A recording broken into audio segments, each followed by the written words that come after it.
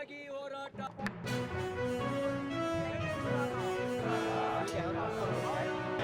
ಅಯ್ಯಯ್ಯೋ ಅನ್ಯಾಯ, ಅನ್ಯಾಯ, ಅನ್ಯಾಯ.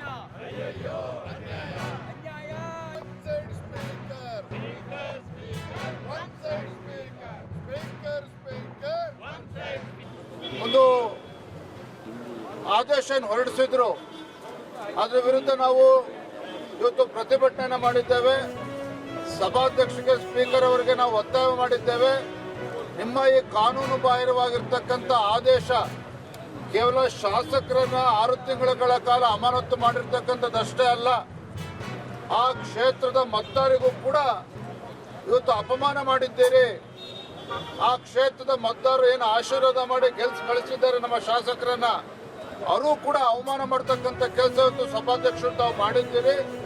ಹಾಗಾಗಿ ತತ್ಕ್ಷಣ ಏನು ತಮ್ಮ ಆದೇಶ, ನಮ್ಮ 18 ಭಾರತೀಯ ಜನತಾ ಪಾರ್ಟಿಯ 18 ಶಾಸಕರ ಅಮಾನತುಗೊಳಿಸಿರ್ತಕ್ಕಂಥ ಆದೇಶವನ್ನ ತತ್ಕ್ಷಣ ನೀವು ಹಿಂತೆಗೆದುಕೊಳ್ಬೇಕು.